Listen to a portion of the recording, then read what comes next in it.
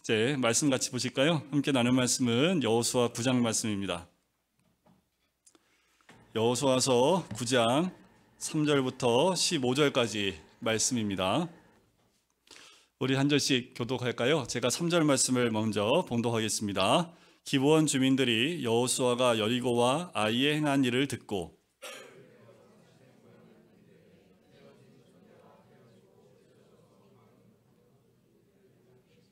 그 발에는 낡아서 기운 신을 신고 낡은 옷을 입고 다 마르고 곰팡이가 난 떡을 준비하고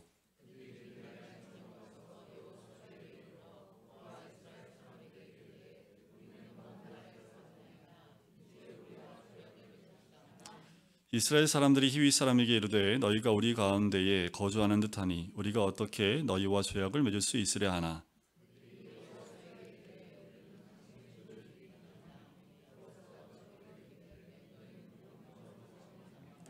그들이 여호수아에게 대답하되 종들은 당신의 하나님 여호와의 이름으로 말미암아 심히 먼 나라에서 왔사오니 이는 우리가 그의 소문과 그가 애굽에서 행하신 모든 일을 들으며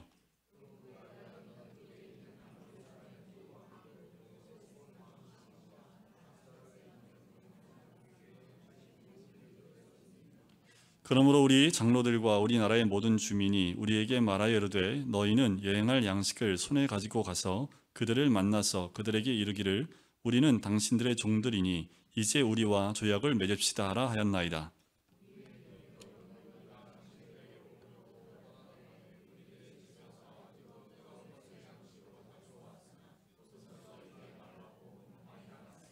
또 우리가 포도주를 담은 이 가죽 부대도 새 것이었으나 찢어지게 되었으며 우리의 이 옷과 신도 여행이 매우 길었으므로 낡아졌나이다 한지라. 같이 읽겠습니다. 여호수아가 곧 그들과 화친하여 그들을 살리라는 조약을 맺고 회중 족장들이 그들에게 맹세하였더라. 아멘. 이제 여호수아 9장 말씀을 함께 나누려고 합니다. 우리가 1장부터 이제 9장까지 왔는데 말씀을 나누다 보면 이 말씀 안에서 우리 각자의 삶이 다 들여다 보이는 시간이 되었으면 좋겠다라는 생각이 들어요. 여호수아와 이스라엘 리더들이 가나안의 한 족속에게 어떻게 넘어가는지, 어떻게 속아 넘어가는지 참 자세하게 기록되어 있는 것이 9장입니다. 24장밖에 되지 않아요. 그 가운데 이 9장 가운데 있는 내용이 온전히 어떻게 속는지에 대한 부분만 적혀 있는 걸 보면 여러분들 우리에게 속지 말라고 하시는 하나의 음성인 것 같습니다. 어떻게 하면 사단이 우리를 속여 넘어지게 만드는지 또한 속아서 또 하나님의 그 자리에서 벗어나게 하는지 이 9장 말씀을 통해서 우리가 좀 깨닫고 우리의 삶 가운데 우리가 현명하게 또 분별할 수 있는 지혜가 있기를 주의 이름으로 간절히 축원드립니다. 자, 사단이요 한 가지 방법으로 하나님의 뜻을 전복시킬 수 없으면 또 다른 방법을 준비하는 참 교활함을 볼 수가 있습니다. 그래서 에베소서 6장 11절에 보면 사단의 이런 교활함에 대해서 이렇게 얘기하지요. 마귀의 간계를 능히 대적하기 위해서 하나님의 무엇을 입으라? 전신 갑주를 입으라 라고 이야기합니다. 사단은 그 목적에 이르기 위해서요 자신을 광명한 선사와 같이 가장하고 나타나기도 합니다. 그러면 우리는 빈틈없이 경계해야겠지요. 그리고 고린도후서 2장 11절에 보면 이렇게까지 얘기합니다. 이는 우리로 사탄에게 속지 않게 하려 합니다. 우리는 그 계책을 알지 못하는 바가 아니로라. 사단은 우는 사자와 같이 언제든지 우리에게 다가옵니다. 하지만 뱀과 같이 우리를 유혹하기 위해서 교활한 미소를 띠고 접근하기도 하지요. 그 교활함에 제일 먼저 넘어졌던 사람이 우리 첫사람 아담이었지요. 그리고 하와였습니다. 창세기 3장 1절에 보면 이렇게 뱀에 대해서 소개를 합니다. 그런데 뱀은 여호와 하나님이 지으신 들짐승 중에 가장 간교하니라. 뱀이 여자에게 물어 이르되 하나님이 참으로 너희에게 동산 모든 나무의 열매를 먹지 말라 하시더냐. 그런데 혹시 우는 사자와 같이 사단이 달려들면 어떻게 하시겠습니까? 피하든지 방비를 하든지 뭔가 하겠지요. 사단이 그렇게도 우리에게 접근하지만 때로는 뱀의 속삭임처럼 우리에게 접근합니다. 정말 분별하기 어려운 것이 이거지요. 우리에게 핍박이나 박해로 다가온다면 우리는 견뎌낼 수 있습니다. 하지만 이 뱀의 속삭임처럼 다가올 때 우리는 분별력이 상실될 때가 참 많지요. 그래서 아담과 하와도 여기에 넘어져서 죄를 짓게 되는 거지요. 자, 여리고가 무너졌습니다. 그리고 다시 아이성 전투 가운데 한 번 실패를 했지만 이 이스라엘이 아이성도 정복을 했습니다. 근데 오늘 말씀 그리고 여호수아서 말씀을 보면 이 백성이 전쟁에서 승리할 때마다 사단이 놀라서 도망간 게 아니라 또 다른 방법을 준비하고 있습니다. 사단의 공격이 다른 길로 열리는 것을 봐요. 이런 생각도 듭니다. 물줄기를 막는다고 해서 그 물줄기가 막혀서 댐이 되는 게 아니라 다른 것으로 실개처럼 흘러가는 것처럼 사단이 딱 막히면 더 이상 공격을 안 했으면 좋겠는데 우리가 그 공격을 이겨내고 또 승리하면 또 다른 방법을 준비하여 공격한다라는 거예요. 이스라엘은 승리가 있을 때마다 새로운 사단의 공격을 받았던 거지요. 이것은 이스라엘 가나안 정복 기간 중에 승리가 있을 때마다 거의 반복적으로 일어나게 됩니다. 또한 그리스도 안에서 우리를 위해 예비되어 있으며 하나님에 의해서 우리에게 가나안 땅, 하나님 나라를 정복하는 그곳으로 전제해 나갈 때 우리에게도 경험되는 영적 경험이기도 합니다. 우리가 매 순간 승리를 위해서 하나님의 그리스도의 생명을 소유하고 누릴 때에도 사단은 우리를 통해서 하나님의 목적을 전복시키고자 그가 할 수 있는 모든 일을 다 합니다. 사단은 정말 가만히 있지 않아요. 사단을 보면 권세가 다 깨뜨려졌지요. 그럼에도 불구하고 가만히 있지 않습니다.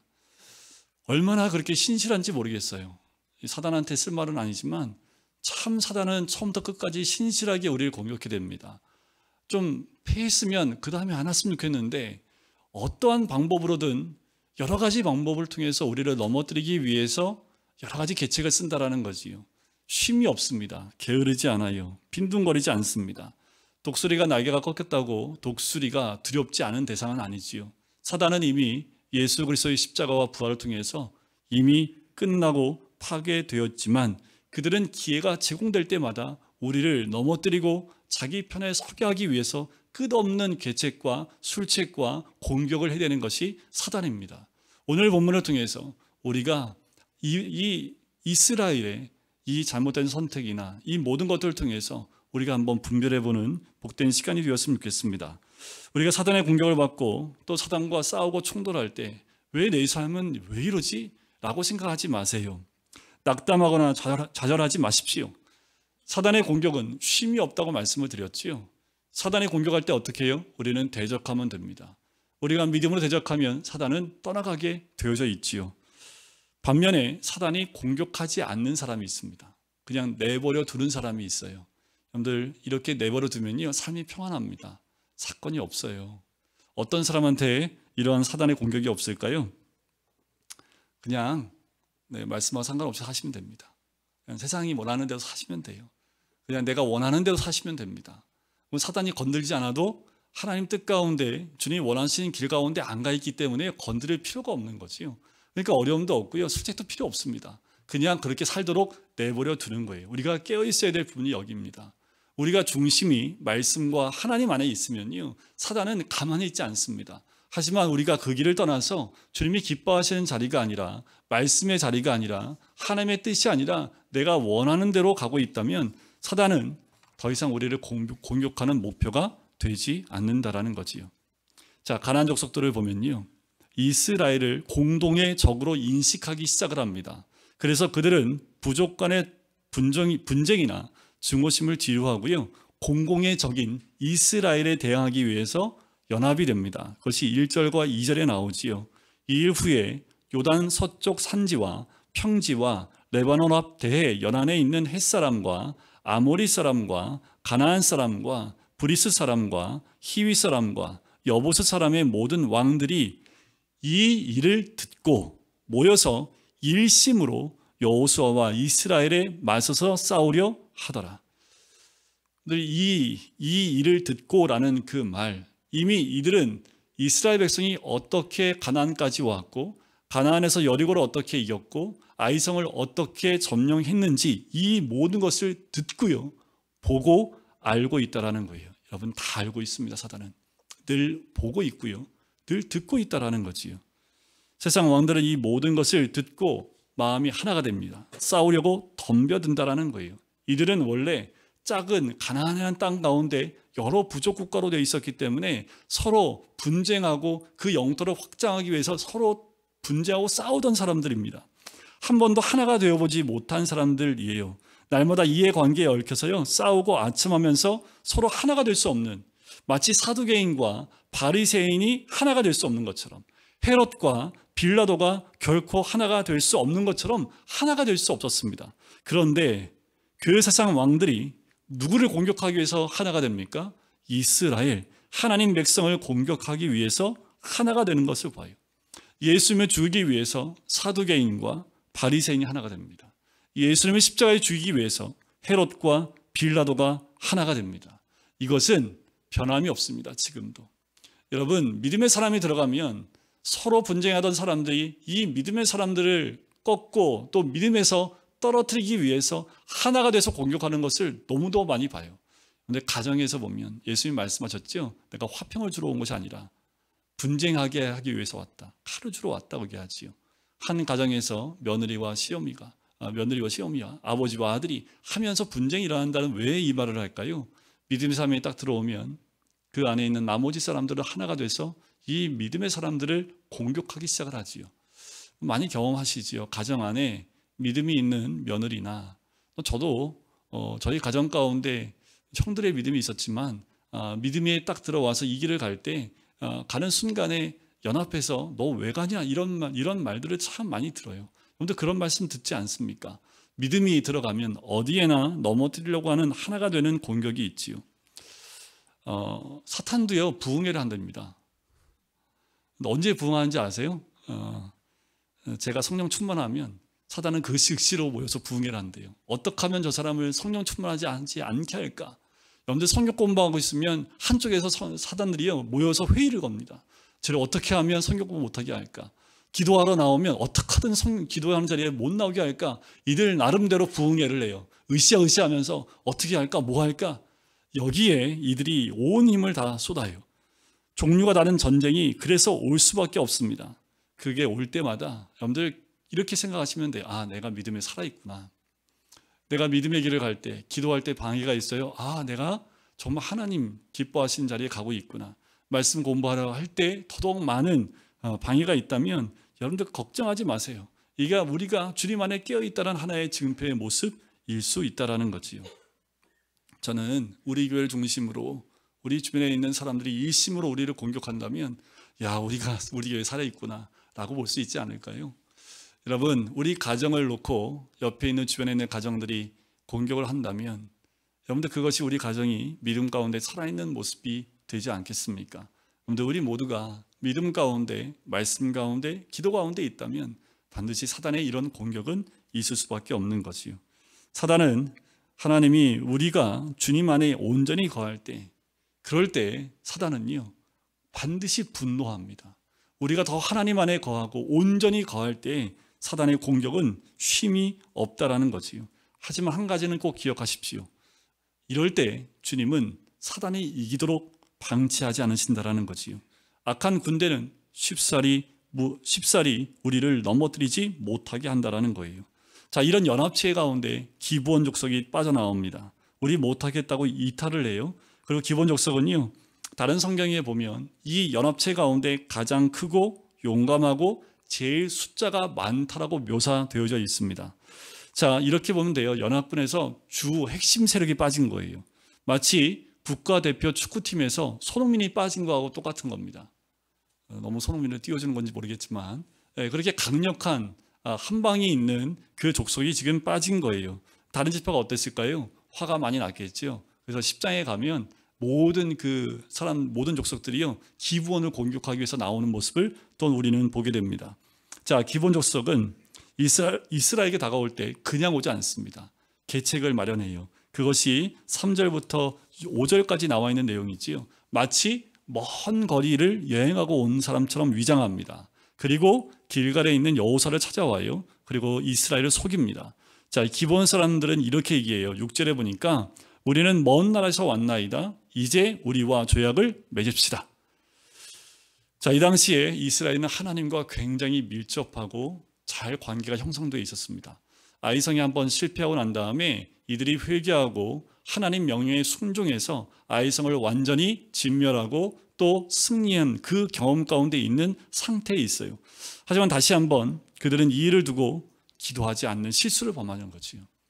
하나님과 관계가 너무 좋다 보니까 실수한 가지가 뭐냐면 기도함으로 주님께 나가지 못했다라는 거예요. 기도하지 않는 건 언제든지 성도들의 통찰력을 무력하게 만듭니다. 우리는 기도를 통해서 하나님의 지혜를 얻지요. 야고보서 1장 5절에 보면 너희 중에 누구든지 지혜가 부족하거든 모든 사람에게 후히 주시고 꾸짖지 아니하시는 하나님께 구하라. 여호수아서에 기록된 기브온 사람들의 말을 살펴보면요, 이들이 이런 말을 해요. 하나님 영성을 들었다. 너희들가 애굽에서 어떻게 왔고 광야를 어떻게 통과했으며 그리고 이 먼 데를 어떻게 왔는지, 그러면서 우리도 먼 지방에서 왔다고 주장을 하는 거지요.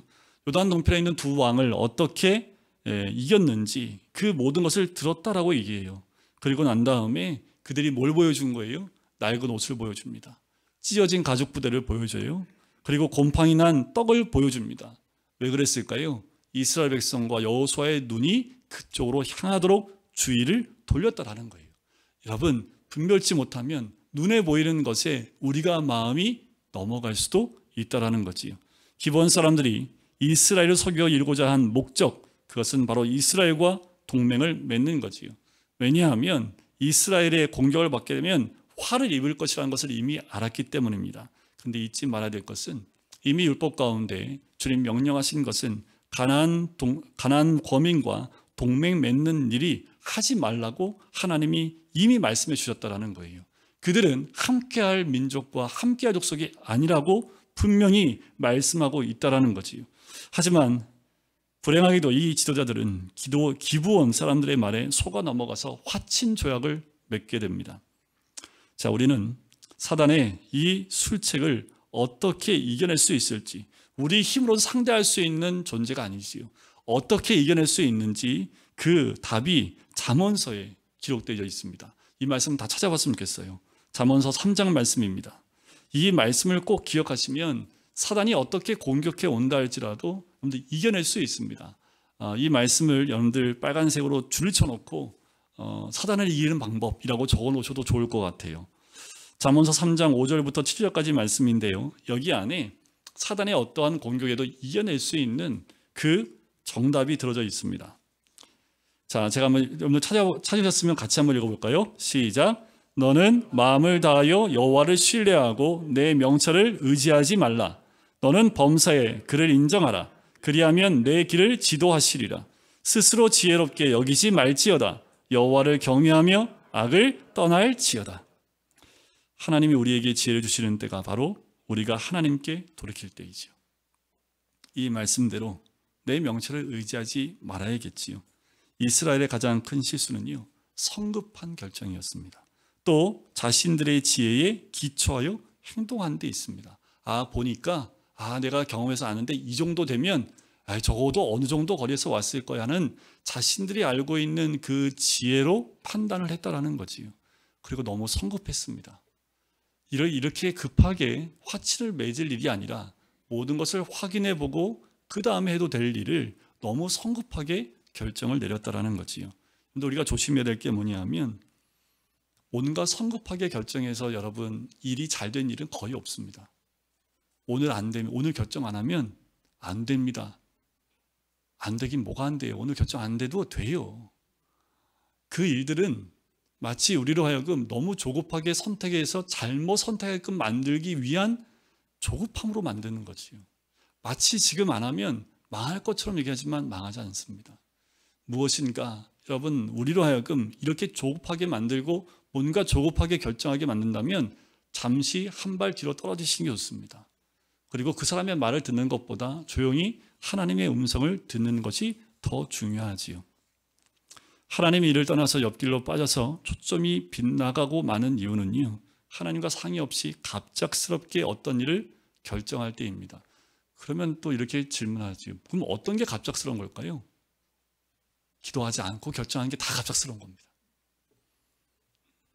시간이 중요한 게 아니라요, 내가 그 순간에 그 얘기를 들었을 때 과연 하나님께 기도하고 주의 음성을 따라 가고 있는지, 아니면 내 지혜대로 갔다면 그건 성급한 결정일 수밖에 없는 거지요. 우리는 하나님의 때를 참고 기다리는 것이 지혜라는 것을 발견해야 합니다. 하나님이 기다리라고 하는 것, 그것이 어쩌면 하나님의 응답이지요.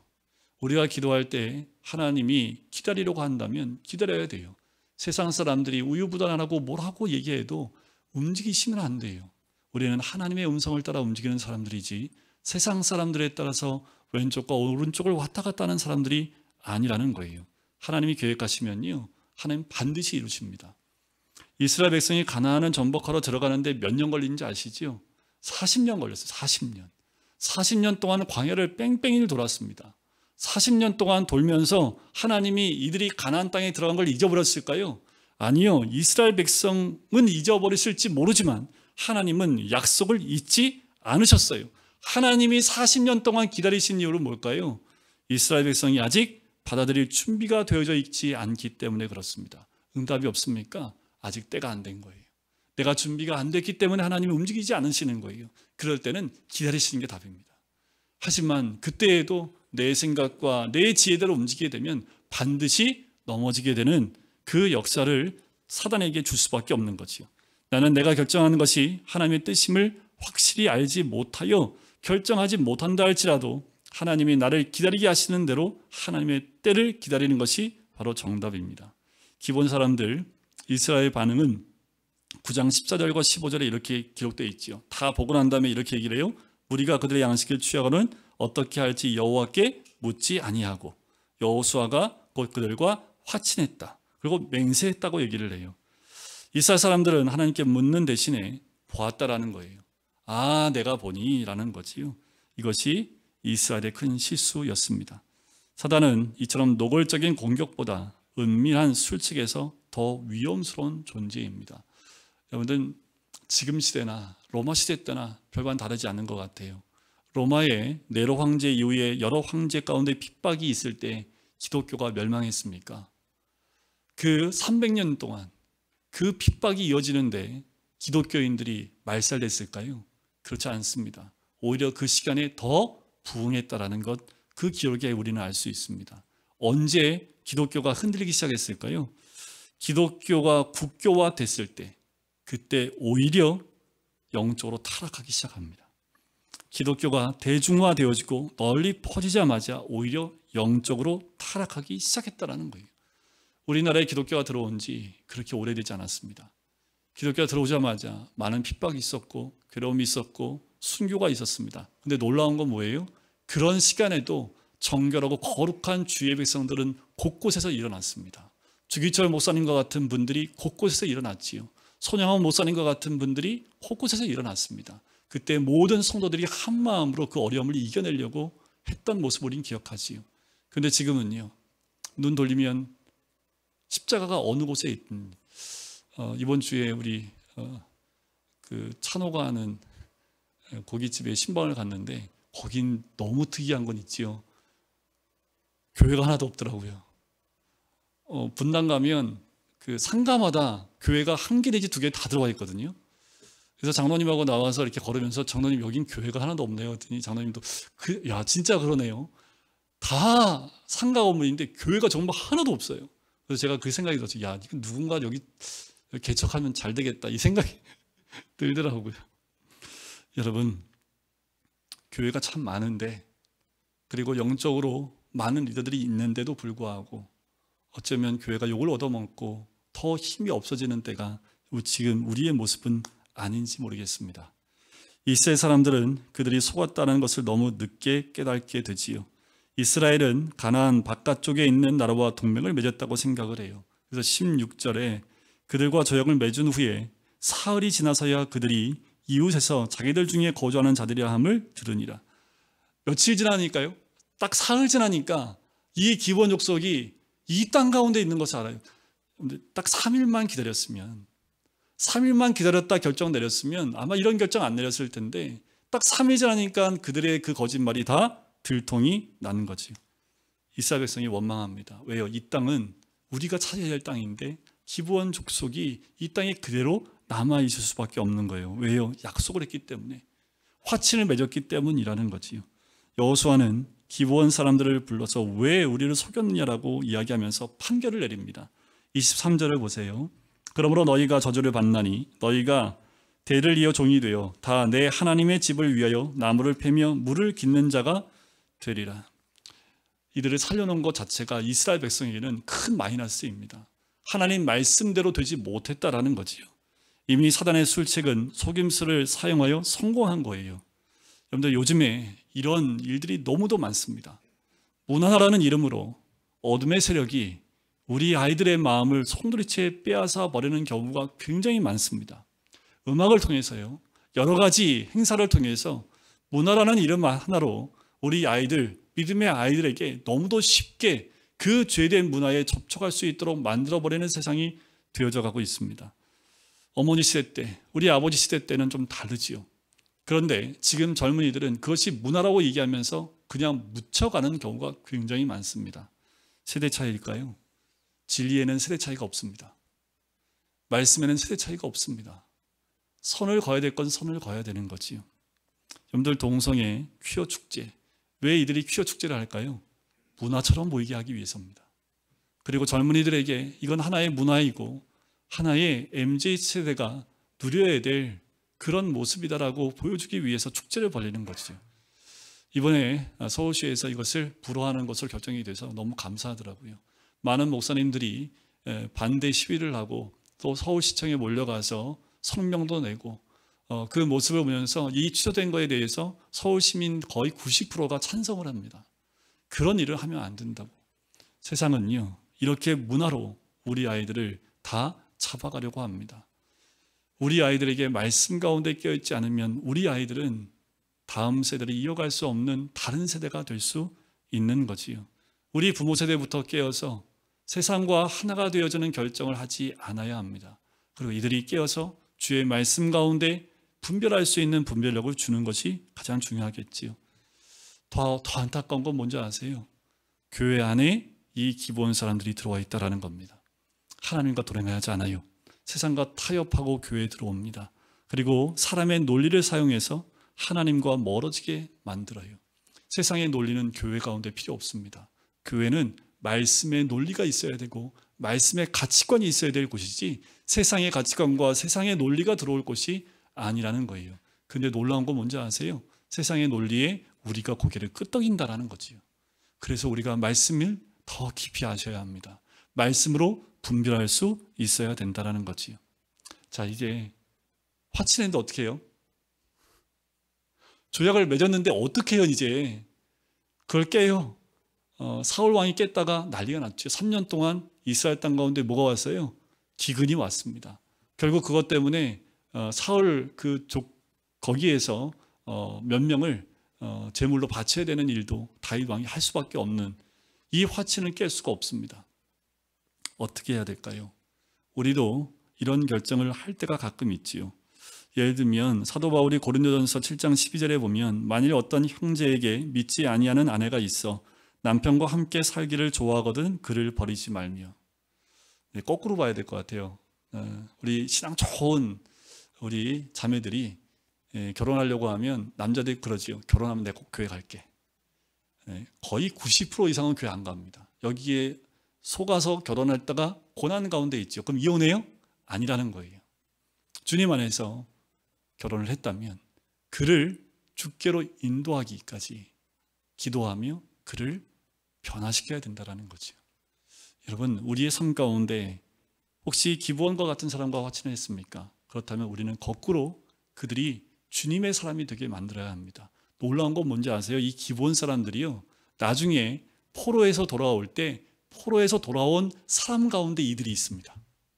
이들이 들어와서 성전이 다시 재건됐을 때 성전에서 나무 패고 성전을 위해서 봉사하는 일을 이들이 해요. 무엇을 의미할까요? 이들에게 빛과 소금의 역할, 하나님 백성다운 삶을 보여주면서 이들이 주님을 맞이할 수 있도록, 믿을 수 있도록 그들을 인도했던 거지요. 우리가 잘못 화친한다 할지라도 하나님은 거기서 끝내지 않으십니다. 우리의 실수를 그냥 영원한 실수로 끝내는 분이 아니라 우리가 말씀에 순종하여 살아갈 때 이들을 변화시켜 하나님 백성으로 만든다라는 거지요. 사단에 의해서 우리는 넘어질지언정 영원히 패배하진 않습니다. 하나님은 반드시 믿음의 사람을 일으키시고 또 하나님께서 잘못된 모든 것 가운데 다시 하나님의 나라를 이루어 가시는 우리 하나님인 줄 믿습니다. 그러니 혹시라도 넘어진 분 계십니까? 걱정하지 마십시오. 우리가 다시 믿음 가운데 서기만 하면 하나님의 은혜 가운데 회복되는 놀라운 은혜가 있을 줄 믿습니다.